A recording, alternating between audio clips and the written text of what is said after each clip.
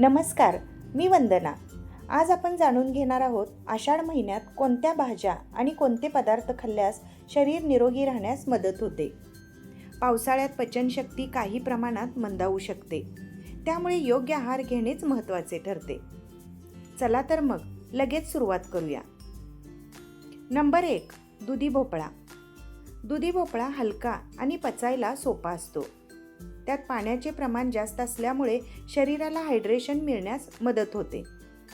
त्याची भाजी, सूप किंवा थालीपीठ बनवू शकता. नंबर 2, दोडका. दोडका सहज पचतो. कमी तेलात केलेली दोडक्याची भाजी किंवा डाळ दोडका हा चांगला पर्याय आहे. नंबर 3, घोसावळे. घोसावळे ही पचायला हलकी असते. घरगुती पद्धतीने कमी मसाल्यात बनवलेली भाजी खूप चांगली लागते आणि ती पौष्टिकही असते. नंबर 4, तोंडली. तोंडलीमध्ये फायबर आणि काही जीवनसत्वे असतात. ही भाजी कमी तेलात परतून खाणे योग्य ठरते. नंबर 5, भेंडी. भेंडीतील विद्रव्य तंतू पचनासाठी उपयुक्त ठरू शकतात. ताजी भेंडी निवडा आणि स्वच्छ धुवून वापरा. तसेच लहान मुलांना भेंडीची भाजी खूप आवडते. नंबर 6, लाल भोपळा. लाल भोपळ्यात बीटा कॅरोटीन म्हणजेच व्हिटॅमिन एचे पूर्वरूप भरपूर असते. भाजी, सूप किंवा भरीत करून खाऊ शकता. नंबर 7, कारले. कारले सर्वांनाच आवडत नसले तरी ते संतुलित आहाराचा भाग म्हणून खाऊ शकता. मधुमेह असल्यास आहारातील बदल डॉक्टरांच्या सल्ल्यानेच घ्या. नंबर 8, आलं आणि हळद. आलं आणि हळद चवीसह आहारात वापरता येतात. पावसाळ्यात गरमागरम भाजी, आमटी किंवा काढा करण्यास त्याचा वापर केला जातो. नंबर 9, मूग डाळ. मूग डाळ हलकी आणि पचायला सोपी मानली जाते.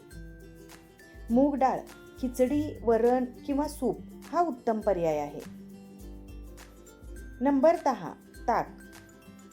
जेवणानंतर जिरे, कोथिंबीर घातलेले ताजे ताक अनेकांना पचनासाठी हलके वाटते.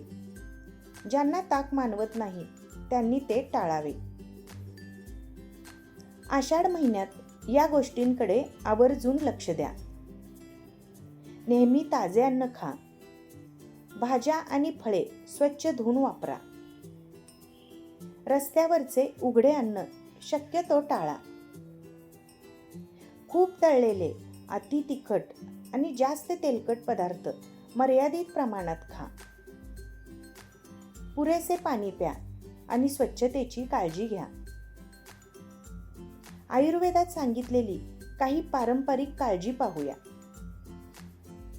आयुर्वेदानुसार पावसाळ्यात पचनशक्ती कमी होऊ शकते, म्हणून हलका, गरम आणि ताजा आहार घेण्याचा सल्ला दिला जातो. ही पारंपरिक माहिती असून प्रत्येकाची प्रकृती वेगवेगळी असते. तर मंडळी, आषाढ महिन्यात योग्य आहार घेतला तर पावसाळ्यातही आपण तंदुरुस्त राहू शकतो. ही माहिती जर तुम्हाला आवडली असेल तर व्हिडिओला एक लाईक करा. आपल्या मैत्रिणींना आणि नातेवाईकांना शेअर करा आणि अशाच उपयुक्त टिप्ससाठी माझ्या चॅनेलला नक्की सबस्क्राईब करा. परत भेटूया एका नवीन आणि उपयुक्त व्हिडिओसह. तोपर्यंत धन्यवाद.